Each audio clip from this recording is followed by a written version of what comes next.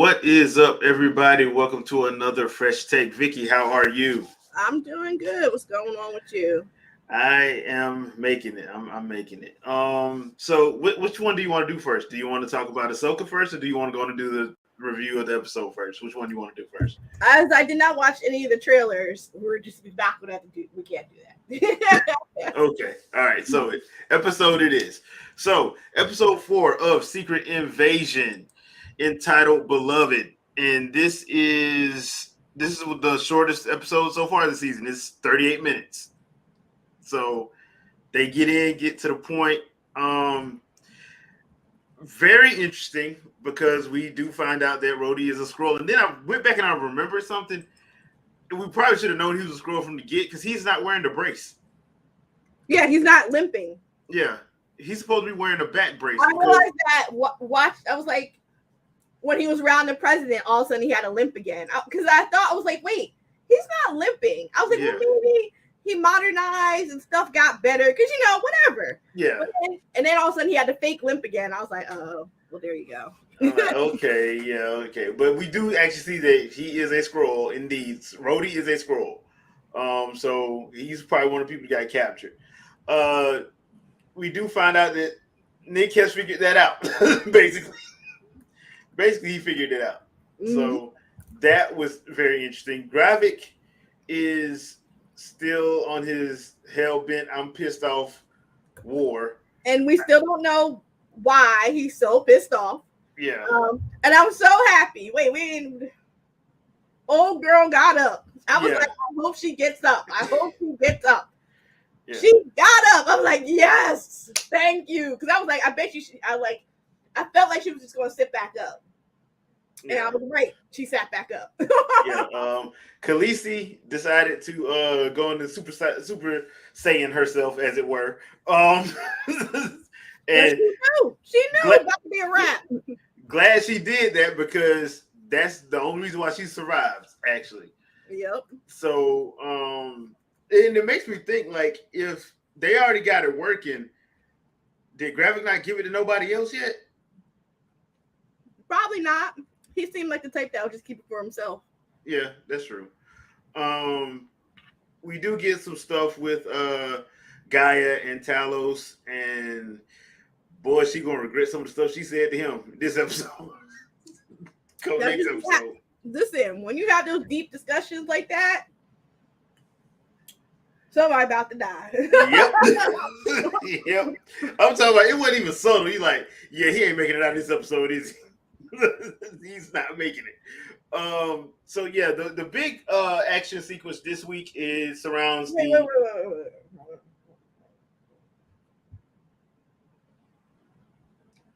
The last episode, that was episode 4, right? Yeah, this week's episode was 4, yeah. Okay. Is it just me or just like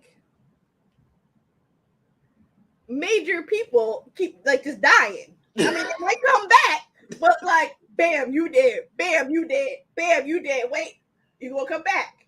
Like, of the 4 episodes, somebody died like every episode. Just about. But it kind of reminds me of those old school spy thrillers that we used to get back on TV back in the day. Like, they would kill people out the. Everybody thinks it was Game of Thrones started that, and like, no, they used to do that back in the like early 90s with some of these spy or agent shows. They kill like a main character like it ain't nothing before the season was over with. Yep. So, but yeah, it has been somebody biting it, or because like last week, I just when they shot Guy, I'm like, wait a minute, y'all gonna kill the mother of the queen, the mother of dragons? Like, didn't y'all spend a little bit too much money to kill her this early? Got her dead. Yeah, but then we find out this episode that she actually supersized herself, so she was smart enough to do that. Mm-hmm. And in doing that, I think now we're probably gonna find a way to beat Gravik. Oh yeah, but now that she's Super Saiyan. Yeah. And homeboy killed her dad. It's one thing you killed me. Yeah. But not only did you kill my mom dead, and you killed my dad, and the last words to my dad weren't the greatest, and you killed him. You didn't have to kill him. Yeah. And you did. What's that from Princess Bride? You killed my father. Prepare to die. Yes. My name is Inigo Montoya. You killed my that's- father. Prepare to die. That's exactly what's about to happen. Okay. Well, that's the other thing too. Like I'm sitting here, I'm like, okay, Gravik, what are you playing? Like, are you trying to be Killmonger 2.0? Just want to watch the world burn or something? Because like the rate you going, y'all ain't gonna be able to survive either. At the rate you going, no, at all. Yeah, and once again, like you said earlier, they have not explained why he's so pissed off, and I think that really that needs to happen in the next episode. Oh yeah, that needs to happen because like this is like levels of hatred that you're like, okay, why are you this mad again? I told you. Because it looks like the Earth ain't a bad place to live. To do with like fathers. I'm telling you, Samuel L. Jackson took a father role, blipped, and then come back, and now there's a problem. Yeah, and he lost his mind.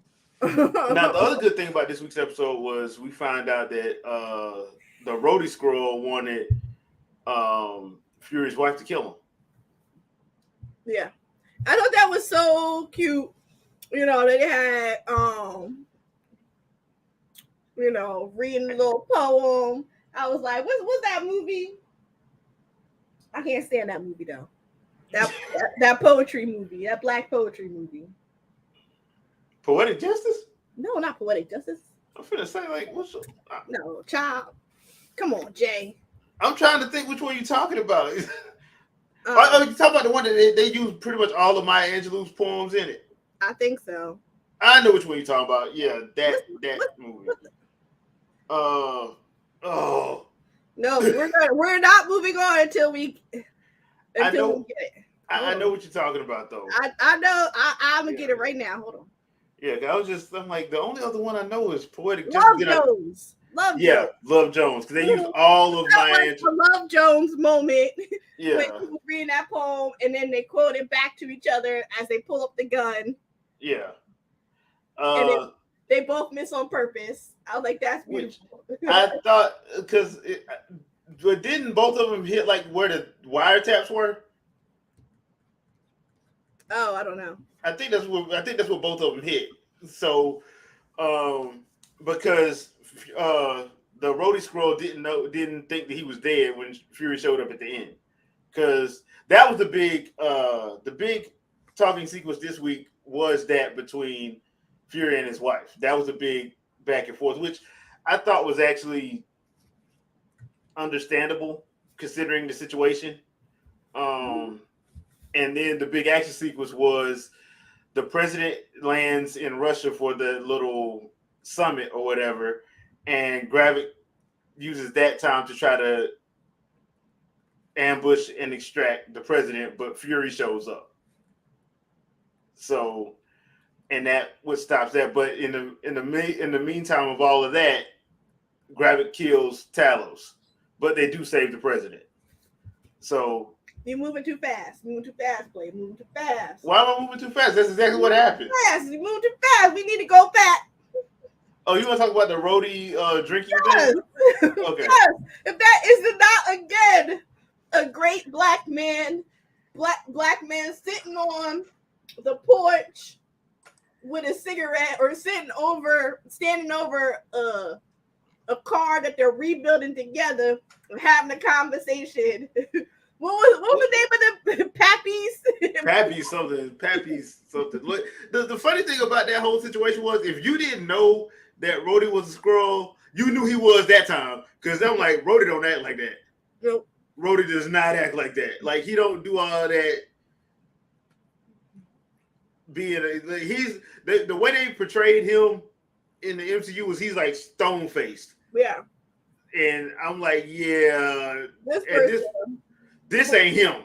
So he was acting like a straight, but I can't say the word. Yeah. And I was like, okay, yeah. I'm like, and the funny thing about it was Fury set him up. Yeah. that moment was very like black. Like it was a black cult classic moment right there. It was, but it was also one of the moments where you like, dude, you can't tell you getting set up. Like I can tell if Fury setting you up. I don't know how, but he's setting you up. Yeah, it felt like Baby Boy, like you know. Yeah, it really did. It really did. And I was here for all that interaction. I'm like, I know it's not that. I know that's not the actual guy or whatever. You know, he's taking over my scroll or whatever. But it was a fun moment and a fun interaction. So my thing is, I wonder if next episode they're gonna free Rhodey because he has to be in that thing with everybody with them other people. Because he's not dead. I think his show is still. I don't think they canceled his show. Armor Wars. I don't think they canceled his show. So, I wonder if they're gonna break him out, and that's gonna be the one person that helps him because apparently they're not gonna get the rest of the Avengers for this. No. Yeah. So that's probably be the other person because like at this point, I mean, Gravik does look to be a little bit on the unstoppable side, a little bit. But now that old girl's a Super Saiyan herself, so that's probably how they're gonna balance that out. But I'm pretty sure they're gonna have to have him get some help, and I'm thinking that's gonna be Rhodey. Let's go find Rhodey and free all the people next. Because next episode's the 5th episode, so. But like, I think it's kind of like talking about Gravik and his grand plan. I think it's like ridiculous. You can look like anybody, right? Mm-hmm. And you can assume their life, get their memories and all that jazz, right?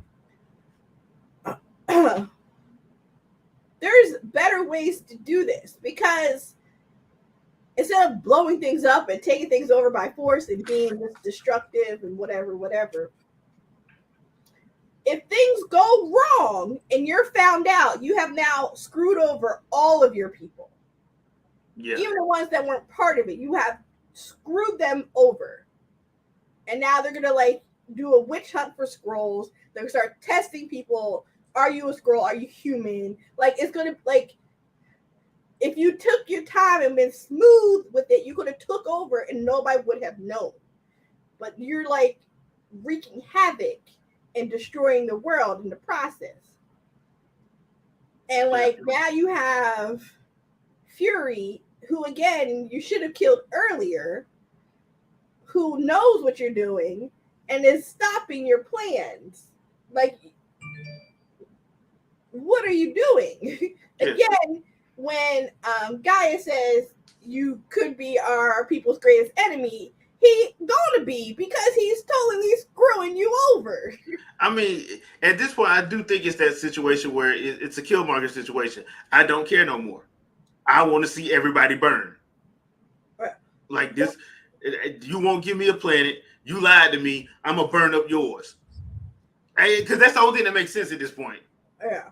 That's really the only thing until they, hopefully in the next episode, explain why the hell he's so pissed.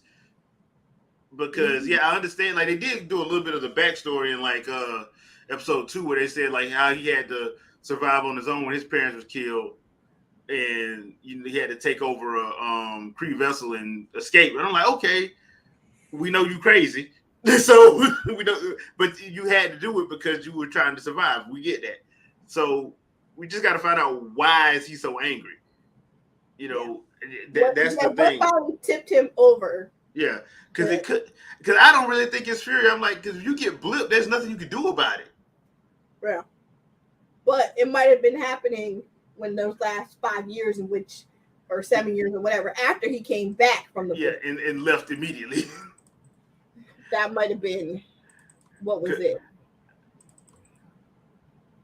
I do think that is funny that they brought up the fact that he like basically came back and literally left immediately. Yeah. Like, I'm like, dang, bro. I'm like, bro, you, Fury, you might want to. I mean, you might want to tell your wife or something, or bring her with you. But that's the other thing too is, and you brought this up last week. Like, Captain Marvel ain't found no planet yet. Like, you got people who do space travel. You got the Guardians who do space travel. They ain't found no planet yet. Cool. Still, exactly. Yeah. Yeah, but so I guess we get back on track now. So during the president's extraction, if you will, Fury comes in. It was like all them other people. This is a stormtrooper moment. All them other people who are trained military, best of the best, because they're guarding the president in a foreign country, right? Yeah. Fury and Talos, two dudes with the shotgun.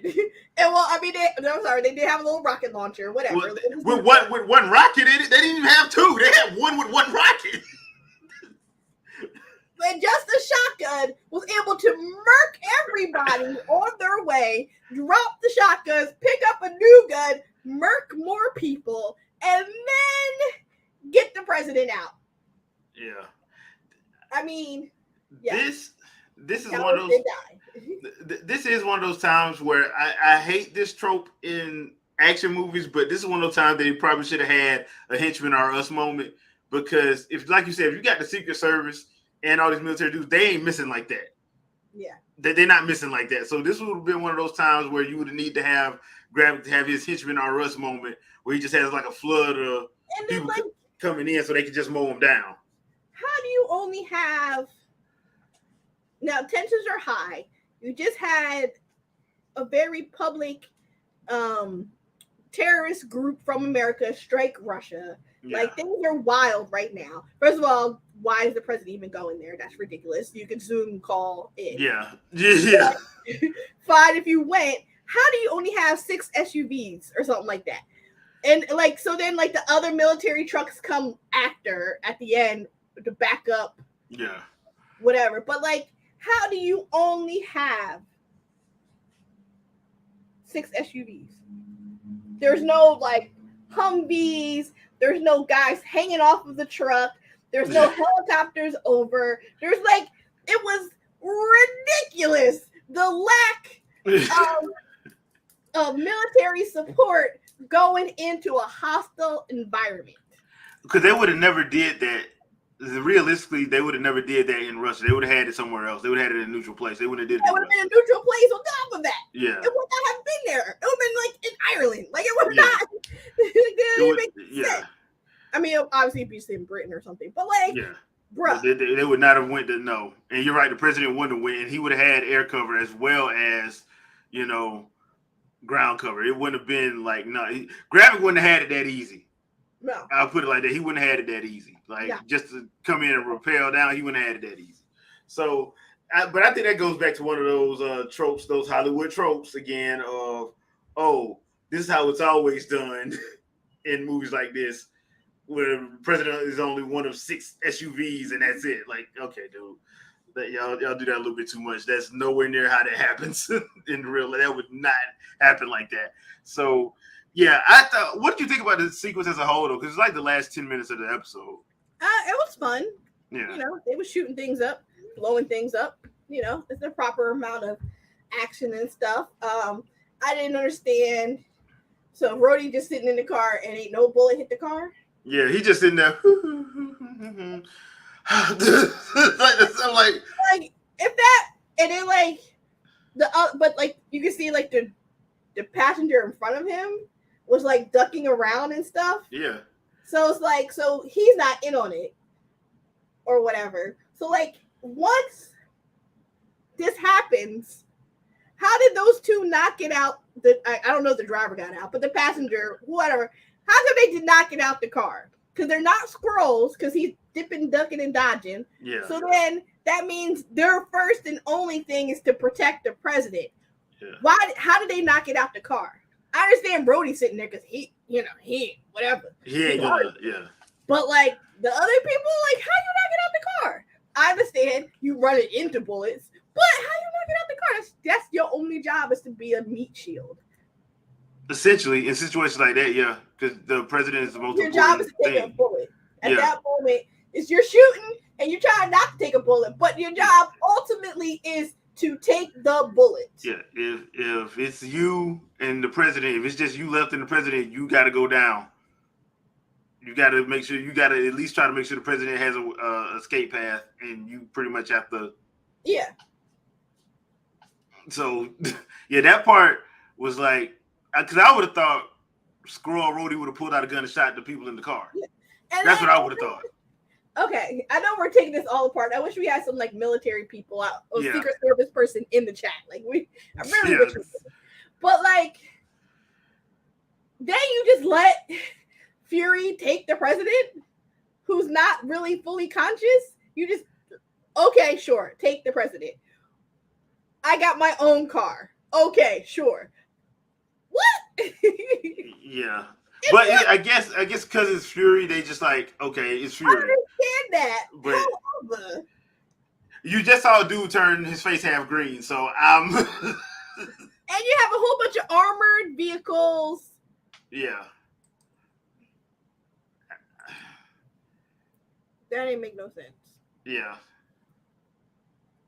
That ain't. But whatever. I'll be paying attention to little details like that. They be like, yeah. Now that don't make no sense.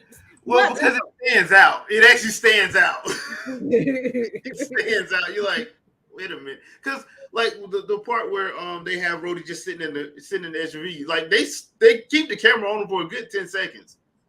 So you're like, okay, so he's not gonna do anything.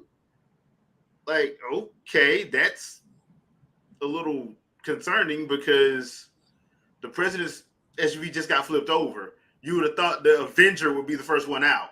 Exactly. With some kind of suit on. If that don't make me stop and turn around and look at you like, I mean, you ain't getting out? Like, bro, you ain't gonna armor up? What's up? Yeah, you ain't gonna armor up? What's up? You ain't gonna call your suit? Yeah, what are we doing here? Like, I know you got T'Challa phone number. Somebody in Wakanda, you got somebody's number. Something. What are we doing? You better call one of them Dora Milaje and tell them to come up here and help us. Because ain't no way. So yeah, that's the thing. That was because it wouldn't have been bad if they didn't keep the camera lingered at that point for that little time frame, because it was just like, okay, this stands out a lot. So yeah. Overall, I thought the episode was actually pretty good. Here's where I think they do their best job: when the episode is like shorter, and it's to the point. Yeah. Like the first two episodes, I liked them, but it took a while for them to get to the point. I can't deny that. It did take a while for it to get to the point. But these last couple episodes, okay, 45, 38, like 35 to 45 minutes is y'all sweet spot. That's what y'all should be shooting for, to be fair. No, it's true. 35 to 45 minutes is your sweet spot. This doing stuff for an hour and y'all trying to, we kind of, But I am interested in hopefully next week we find out why Gravik's pissed. We also get Rhodey, the real Rhodey, with his War Machine suit for the backup for help. Mm-hmm. And we get to see Nick put that eye patch on that trench coat and go to work. Yeah. At this point, because now that Talos is dead, and once Gaia finds out, we're gonna see what she's gonna do once she finds out. Oh, she gonna burn. She ready to burn everything down. Yeah, because now she's truly alone. Because Mama got killed, and it was because of Gravik. Daddy got killed by Gravik. Gravik tried to kill you. Like all right. You go down the gauntlet, we're done. I think she got the hint by now. I hope she got the hint by now. Yeah. She might need to call in one of them dragons. She might need to call in Drogon or something. She might need a little bit of help fricasseeing that dude. But yeah, I'm still enjoying it. I'm enjoying it. It's getting interesting. I'm wondering how they're gonna wrap this up. I really am wondering how they're gonna wrap this up. So there is that. Any final thoughts on it? Yeah, I mean, I was very much enjoying it. And even when there's like inconsistencies, I enjoy inconsistencies. I'm like, look at that, what they doing? Come on now, y'all can do better than that. So I enjoy that. So yeah, I want to see like any of my theories about Gravik going off the deep end. Yeah, because it's gonna have to be a flashback of some sort. Yeah. To why he's so angry. Yeah, I'm telling you, it's all about like that father-child situation. They keep playing it up, so I'm looking forward to seeing how that worked out. Yeah, that's true. That's true. Okay, so do you want to see the Ahsoka trailer or not? No, I want to watch it on my own. You want to? Okay, so you want to do it next week? Yeah, we can do it next week. Okay, you said like 5 other trailers, so yes, it's a lot of stuff. stuff. The Ahsoka one. I'll watch all the other ones with you next week. All right. We'll do that next week then. So, I hope you guys enjoyed the episode. Please leave a comment. Let us know what you guys thought about episode 4, Beloved. And what do you think how do you think it's gonna play out? Leave a comment. Let us know. Vicky, anything you want to pimp out? Yeah, as always, come on by Fangirl Review. This is the 10-year anniversary of Fangirl Review. This month, Monday, we're having a crafting chat. So if you like any crafting, you're more than welcome to hop on stream with me and craft. Craft is a co-stream with Sincere. So hop on in to the Discord. The link is on my profile, and you can definitely hop in and join in. Any craft is welcome. If you just got a coloring book, that's cool with me. Okay. And we're just going to chat and hang out. Tuesday is, I think I'll officially announce it tomorrow on my Twitter, but Tuesday is Gamer Corner. But with me, I'm being interviewed by Yo SB. So that'll be fun since Tuesday, July 18th is the official 10-year anniversary when Fangirl Review launched its first actual writing, if you will, on the website. Cool. So that's the official day. Wednesday, I'll probably just be playing some Zelda. And, the following week will be about the same. Craft on Monday. And then probably that Wednesday, I'll be gaming. And I'll probably pull whoever the winner is for the giveaway. So come on by the Twitch to enter the giveaway. Just do !ticket. And you get up to 20 tickets. And you can pick between any merch. If it's BIPOC Streamer Awards merch, Fangirl Bunny merch, or regular Fangirl Review merch. You can pick. Cool. Alrighty. So make sure you guys stop by and check out all of that. Yes. All of that. All of that. We do have the Winging It podcast tonight at 7 p.m. Eastern Standard Time. We will be talking about episode 150 there tonight, as well as some more stuff that we got in the plans. So please stop by. Chat is always open. So 7 p.m. Eastern Standard Time tonight, Winging It podcast, episode 149. So don't forget to stop by there, and we will see you guys next week. Peace out, people. Bye.